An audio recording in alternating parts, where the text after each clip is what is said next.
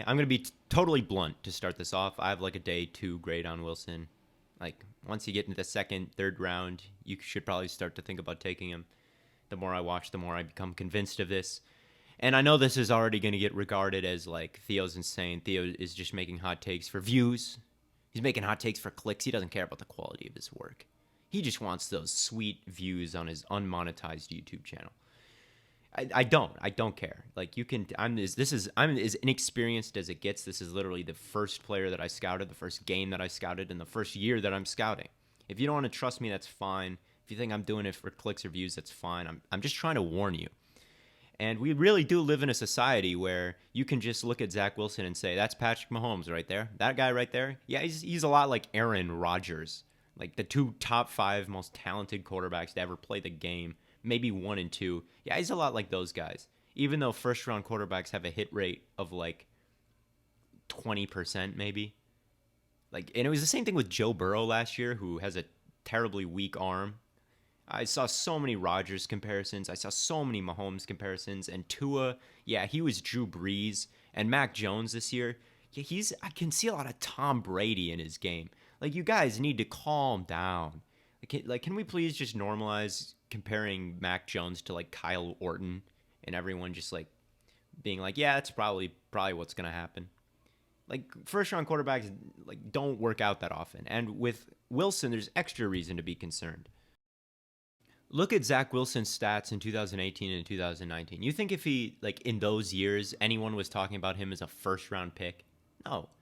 And in 2020, in the COVID year, where BYU gets to completely avoid the Pac 12, where Wilson had historically struggled, they get to play, you know, Christian schools from Texas and like these D2, I don't even know the schools, Troy. Like, that's the year. And BYU had like its most stacked team yet, playing terrible opponents. And this is the year Zach Wilson goes crazy. That's not like a little bit suspicious to you that this was the only year he did it. Same thing with Burrow last year. Like, it's not a little bit suspicious that this dude who was a backup at Ohio State couldn't beat out Haskins, and then spends a year at LSU and wasn't very good. And then all of a sudden, when he got Jamar Chase and Jefferson and all these guys, and he was older than everyone else, then he starts to go crazy. Like, you think there might not be other factors at play here besides just his raw overall ability? Because I certainly do. And I'm not saying Zach Wilson isn't allowed to improve. I think he did improve over last year. But beware of outlier seasons in bizarre circumstances. And this last season was a bizarre circumstance. Here are his numbers under pressure. Everyone loves what he does under pressure so much. This was really the only year where he's able to do it. Last year, his production under pressure was atrocious. The year before, it wasn't much better. Notice how his accuracy under pressure didn't really change, but his production skyrocketed. Does that tell you that this is really sustainable? It doesn't tell me it's sustainable. It tells me that this is kind of an outlier year. And even if he went back to BYU next year, I bet you this number would fall substantially.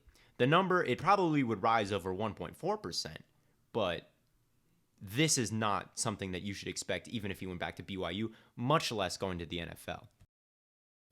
If you want someone who's actually great under pressure, look at Trevor Lawrence, consistently under pressure, doing well, year in and year out. Like, that's when I can start to trust it. Not terrible, terrible, crazy spike. And the reason I do under pressure numbers and the reason I'm showing you these is that's why people have Wilson so high, is because he's an improviser. He creates under pressure. He's like Mahomes. He's like Rodgers. When things start to break down, he's at his best. And that really only happened in one weird year. Like, Trevor Lawrence did it every single year. Yet still, I'm seeing people put Wilson ahead of Lawrence, which doesn't make any sense to me. Anyway, I'm about to show, that's the stats. I'll show you some film. All right, so this is the first throw that I ever saw Zach Wilson make, first play of the Houston game, and this is a long touchdown to number 5 at the bottom of the screen. And I saw this play touted as an example of Zach Wilson's immense arm talent, one of the best throws of the college football season. I didn't even really think this was a particularly good play by Zach Wilson. In fact, I could argue that this is a bad play by Zach Wilson. First of all, dude's not open. Number 5, not open. Totally covered. But I can forgive that because really there's no one open anywhere, and there's a blitzer coming right towards him. So you got to make a throw.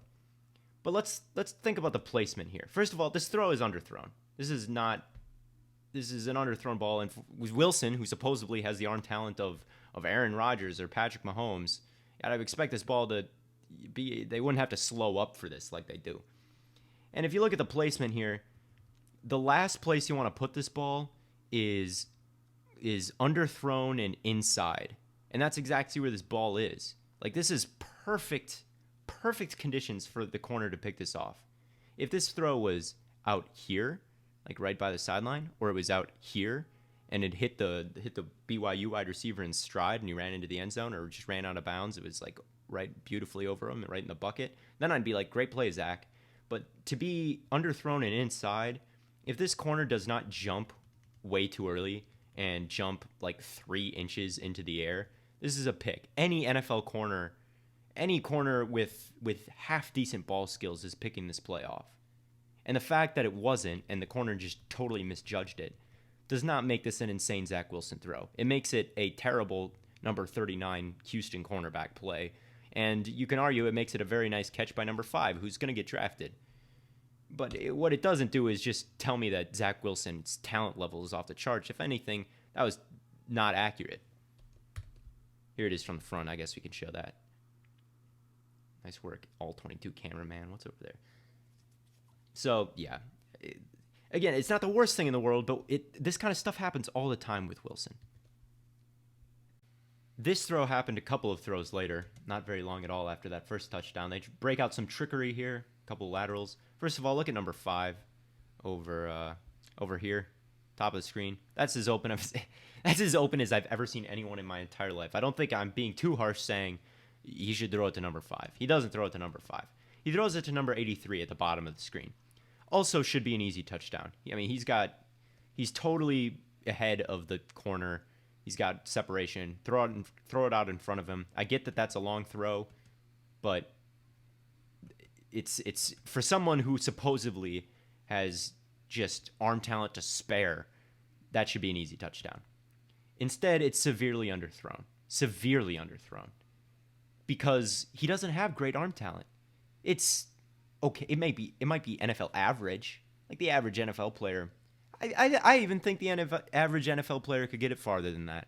I think the average NFL player could get that in the end zone and lead this guy. But instead, this should be picked. This should straight up be picked by a corner with good ball skills. What should have been an easy touchdown to number 5, then turned into what should be an easy touchdown to number 83, turned into a very difficult contested catch where a corner had the golden opportunity to make a play on the ball. And all the credit in the world to number 83 here to make a play. None of the credit here goes to Zach Wilson, even though on the stat sheet, and I feel like the average scout is like, oh, look at him making something happen. This is bad. That's not good. Again, this is just a couple plays later. He's got all the time in the world in the pocket. Number 2 runs into the ref here. He runs into the ref. So maybe that prevents him from making this throw. But number 2 is totally wide open right here. Wilson still has the ball. He can still make the play to number 2. Instead, he decides to make a throw to a blanketed receiver. And this is pass interference, so this ends up being a penalty. But again, silly decision. And honestly, again, if 32 got his head around and didn't just push the wide receiver here, I honestly think that's another pick that could have happened. And everything I just showed you essentially happened in the first quarter. The third throw happened the first play of the second quarter, but let's just say that all happened in one quarter of football. Now, that might be a dominant quarter for you against Houston. Now, if he gets drafted by the Jets and he's going against the Dolphins defense, that is a really shitty quarter, a quarter where you just threw 3 picks, you're a huge bust, and everyone's calling for you to be benched, and the organization just made a huge mistake. That's how thin the line is that Zach Wilson is skating. Like, he is getting, now against Xavier Howard, those are 3 picks, easy 3 picks. There are like 2 people that you have to worry about when you're throwing something. There's the like obvious guy, like the guy covering him one-on-one, but there's usually like a backside guy that you kind of have to know where they are, and they can kind of pop out of nowhere if you don't know where to look for them. Right here, the initial linebacker covering 13 up the seam seems like he tripped, and it seems very open unless you look at the backside coverage here, who comes in and almost has a pick. It's almost the 4th pick of the half. You can see what Wilson saw here. 13 looks very open if you just have no awareness of what's going on to the other side of him, which Wilson appeared not to. So it's 4th down and 1 in this situation, and they mishandle the snap. It happens. I'm not going to blame them for that. And honestly, it does them a little bit of good because I think the cornerback at the top of the screen here gets a little bit excited. There might be a fumble. His eyes are in the backfield. He kind of forgets what he's doing for a second. And the guy he's supposed to be guarding breaks wide open. Wilson's first read is number 83. He's covered. I guess credit to him for not making a dump throw to 83. So he gets to his second read, which he finds is wide open. And, he's under duress here. But, I mean, this guy is not that far down the field. Like, if he was actually about it, and he actually had the talent of a number 2 overall pick, and he actually was, a first round, super talented guy, he could, I think, despite the fact that he's about to get hit, he's not hit when he's making the throw. If he had elite arm strength, this is an easy touchdown. Of course, it's severely underthrown, and nothing happens with it. And, that's what I'm saying. This is all in one game, too. Like, I could go on for a long time. We'll see how long this video goes. I'm just talking as I go. Here's another big play, and there's nothing to criticize here. This is not him getting lucky, but I also don't think there's anything to praise. Number 5 is their best guy. Number 5 should get drafted, probably maybe before Wilson should, honestly. But number 5 does a nice job, totally routes this guy up, tons of separation. Wilson sees it, he makes the throw. Solid stuff. Is this some insane, like, oh my God, we need to take this guy number 2 caliber throw? No. This is a throw the worst NFL quarterback could make pretty easily. Like, good job, Zach. Like, there's nothing to criticize here, but at the same time, I don't think there's anything to, like, freak out over. And I feel like we shouldn't be giving credit to just easy stuff when he's screwing up easy stuff a lot of the time as well. Now check out this throw. This is the real reason why he's getting Mahomes comparisons. Watch this. A no-look underhand pass to a dude literally right in front of him. It's cool, it's flashy, it's creative, but it doesn't matter. And that's Zach Wilson. He's cool, he's flashy. He can do these little swag moments right here. But the things that will actually help him, they're missing. And it's crazy to me that, because those little, like, that little underhand thing is the primary reason why he's getting Mahomes comparisons. People will watch that and be like, Mahomes does that. He's like Mahomes. No, he's not. So there's 3 minutes and 7 seconds left in this game. BYU is up by 3, and it's 3rd and 15. And this is by far his best throw of the game. This is a good throw, right? There it is. Really nice throw. I'm not going to deny it. Right? It's not open when he decides to throw this ball. Good anticipation, good placement. Everything about it is nice. And that's the kind of throw that gets everyone excited about him. Does that throw in a clutch moment make me confident that he is going to be able to survive against NFL defenses? Not really. No, not really. It's a nice throw. Don't get me wrong. I think there's a lot of 4th round picks who have nice throws like that, because the rest of this game was not very good. And you look at the box score and the highlights, and it looks like Zach Wilson dominated. As a scout, that was not the kind of game that's going to fly in the NFL. And on to the next, I guess. So the Houston game was an example of how he's more physically limited. He's not the athlete that people think he is. And this Boise State game is an example of how he doesn't read the field especially well.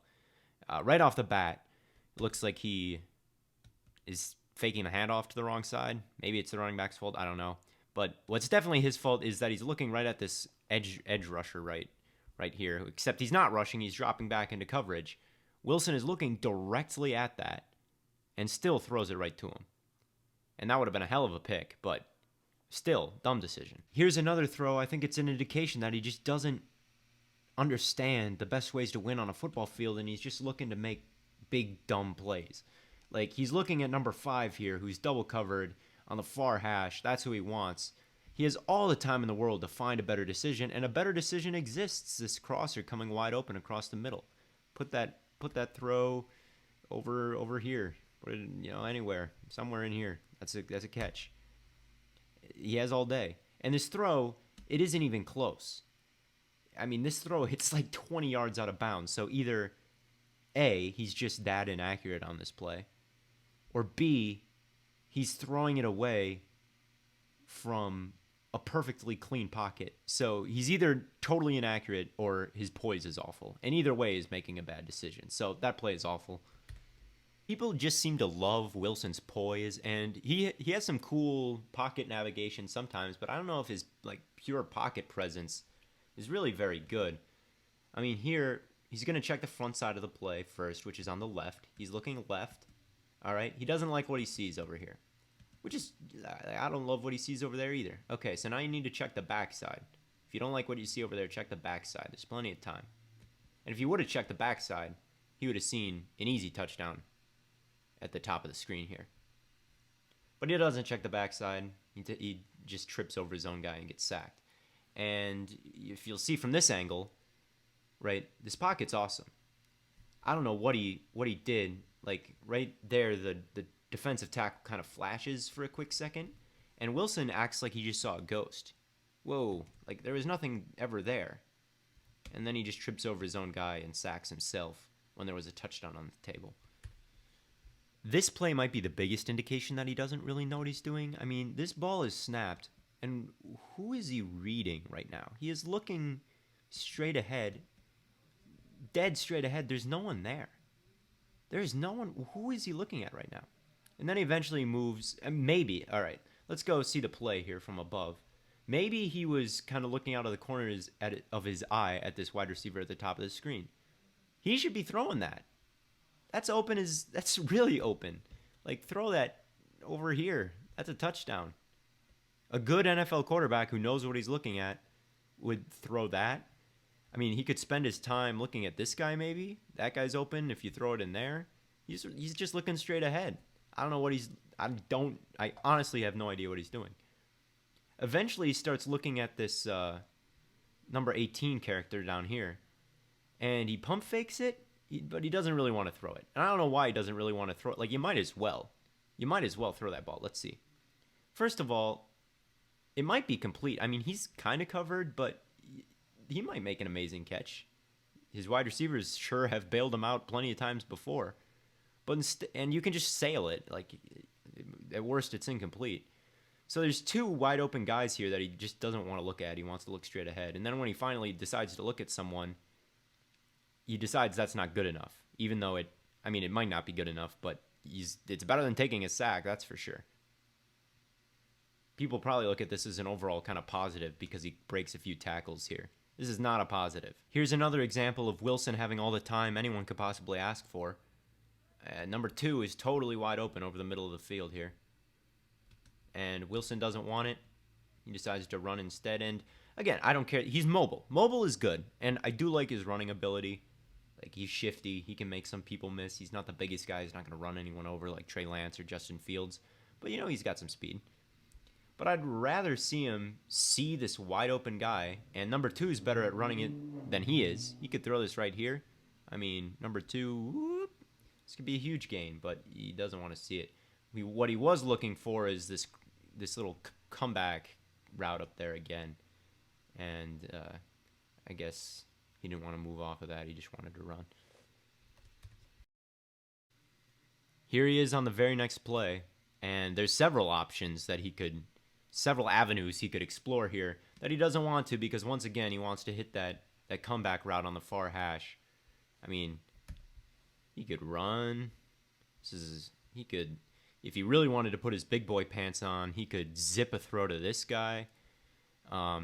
This throw is pretty open. That's NFL open over there. But he doesn't want to do any of that. I mean, he wants to throw it to this He wants to throw it to this comeback route on the far hash. That isn't open at all. Here's an example of one of his good plays. I'm not going to lie. He leaves the pocket, scramble drill time. I mean, the pocket's pretty clean that he leaves, if I wanted to get really nitpicky. But I think it's a good decision because most of the play is happening over on the right side of the field here. So he scrambles out to his right, on the run, hits this back shoulder, bang. Very nice play. And that's why everyone loves him so much. And I get it. Like, that's a cool, good throw. I think it's garnish and, kind of the real meat and potatoes aren't there. That's all I'm saying. Because he can make good throws. I'm not denying. And immediately after that throw, he makes this play. And again, 2 big plays in a row. Everyone's like, oh, here we go. That's Zach Wilson. But look at the pocket. He is not going to have a pocket that clean in his entire NFL career. I don't care where he goes. Like, it's like they're not there.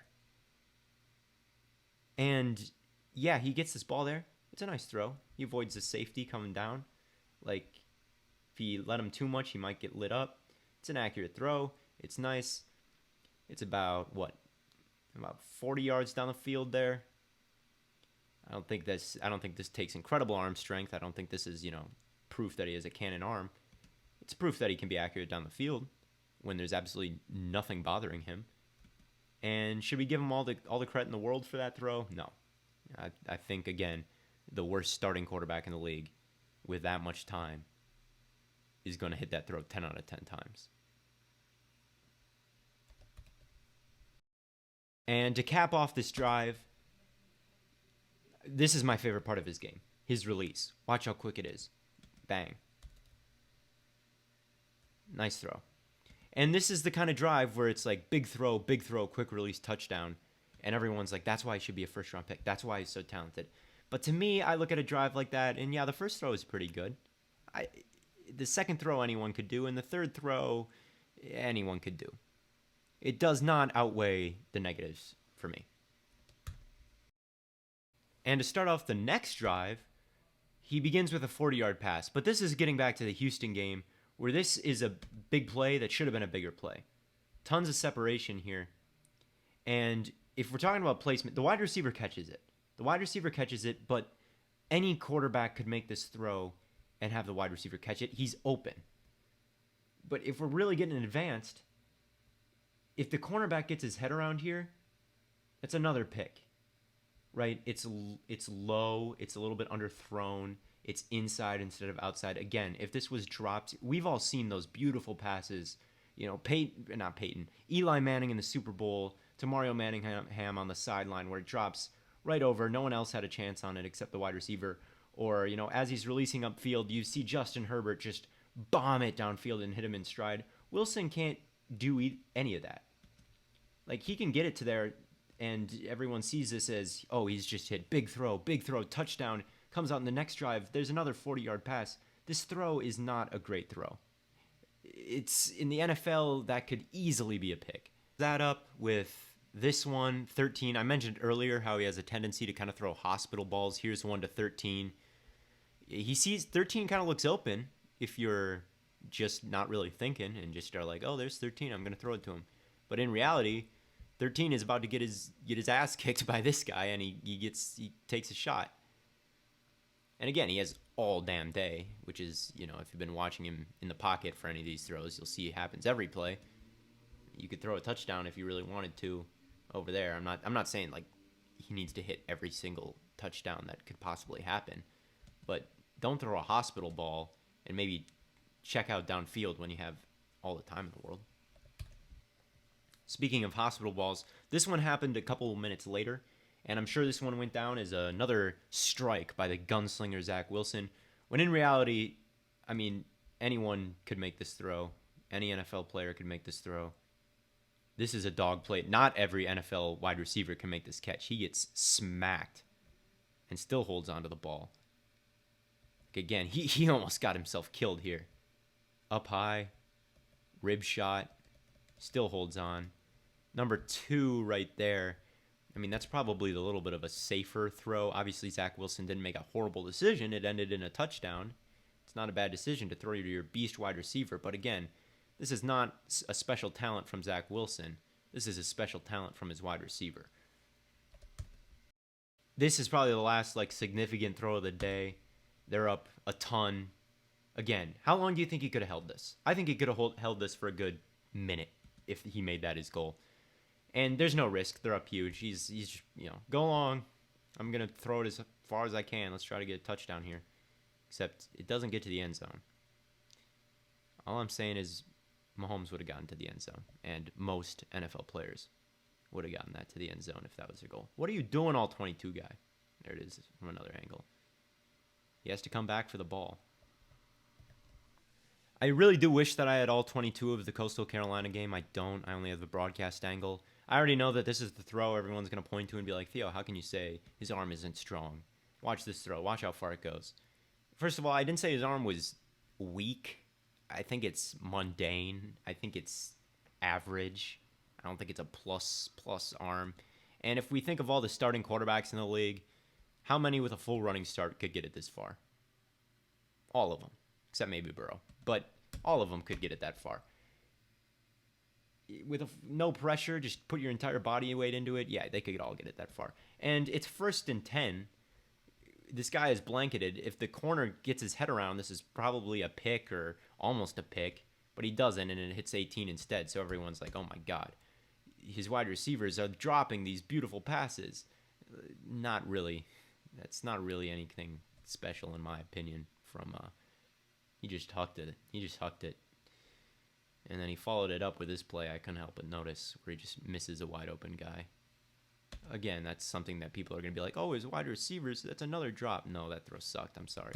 And I'll be the first one to admit that it's tough to explain how some passes seem to flutter and fall short, and other passes like this one, they look great. They go a long way. They've got velocity, great throw and catch, great play. And I think the answer lies in the pocket. I mean, this is an unrealistic NFL pocket that you're about to see that he's not going to get in his whole career. And really, these kinds of passes look like practice situations for him. You watch this throw from Josh Allen, someone with real elite arm strength, and he can throw with more velocity, even from an incredibly muddy pocket. I still don't know how he got that one off. Throwback to those Wilson underthrows versus Houston, most of them came when he didn't quite feel comfortable stepping all the way into the throw, you know? And newsflash, in the NFL, you can't get a running head start into every throw. Basically, we don't have much idea of how he'll do in an NFL pocket. He was under some pressure in that UTSA game, and the decisions that he made were weird. Shades of Wentz in that last decision there. And if you can operate everything perfectly when you're under no pressure, but you start to lose your mind a little bit when you're under pressure, you're really not much use to me.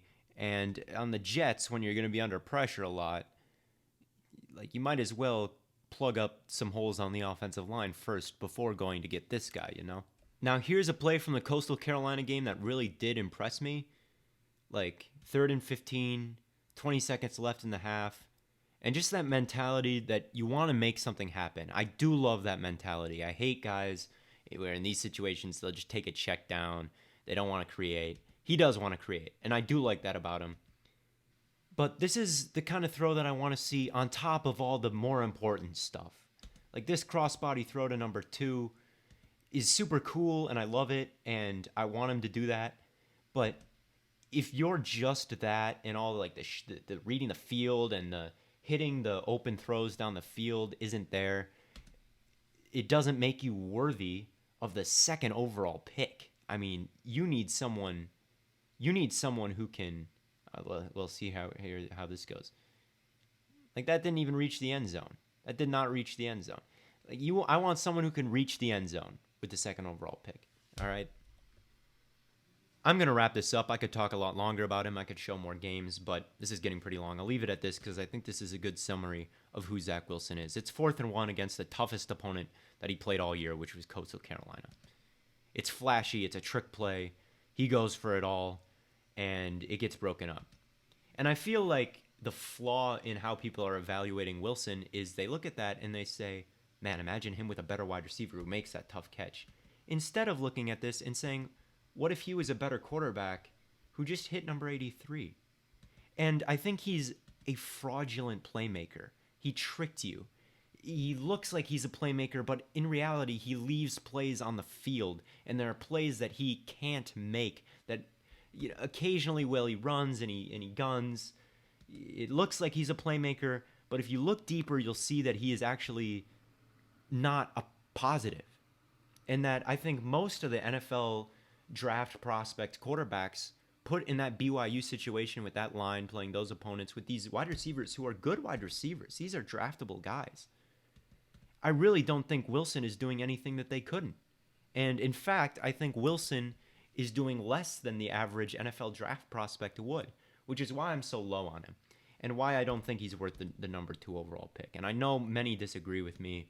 Maybe there's something I'm missing. Once again, I'm very, very new to this. And, if I'm totally wrong on him, which would be cool because if he's awesome, he's got a very fun play style. If I'm totally wrong on him, I'll learn from that and, I'll evaluate differently next year. But for now, that's just my take on the thing. So thanks for watching. I'll probably have one on these on Lance and Lawrence, who I like those two more than Fields and Wilson a little bit, although I'm warm on. Anyway, have a good rest of your day. Thank you for sticking with this long-ass video.